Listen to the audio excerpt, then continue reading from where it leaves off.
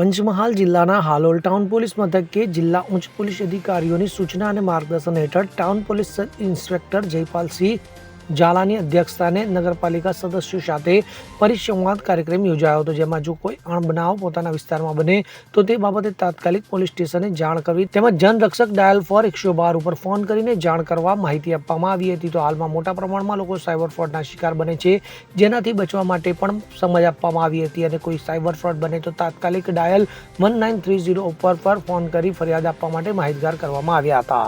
તો અવારનવાર વાહન ચેકિંગ ડ્રાઈવ દરમિયાન ઓવરસ્પીડ, અડચણરૂપ તેમજ ડ્રિંક એન્ડ ડ્રાઇવિંગ કરતા વાહન ચાલકો મળી આવેથી તેઓની વિરુદ્ધ કાયદેસરની કાર્યવાહી કરવામાં આવેલ છે। તેમજ શાળા, કોલેજ તેમજ અન્ય જાહેર સ્થળો, સોસાયટીઓમાં કાર્યક્રમ મીટિંગ યોજી આ બાબતે જાણકારી આપવામાં આવી હતી। તો મહિલાઓને થતા અત્યાચાર તેમજ શારીરિક શોષણ બાબતે સરકાર દ્વારા તાત્કાલિક સુરક્ષા મળી રહે તે માટે 181 હેલ્પલાઇનની સુવિધા કરવામાં આવી છે, તે બાબતે પણ સમજણ આપવામાં આવી હતી।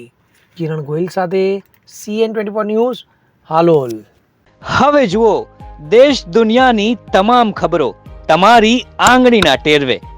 ઉઠાવો મોબાઈલ અને Google Play Store પરથી ડાઉનલોડ કરો અમારી CN24 ન્યૂઝ મોબાઈલ એપ।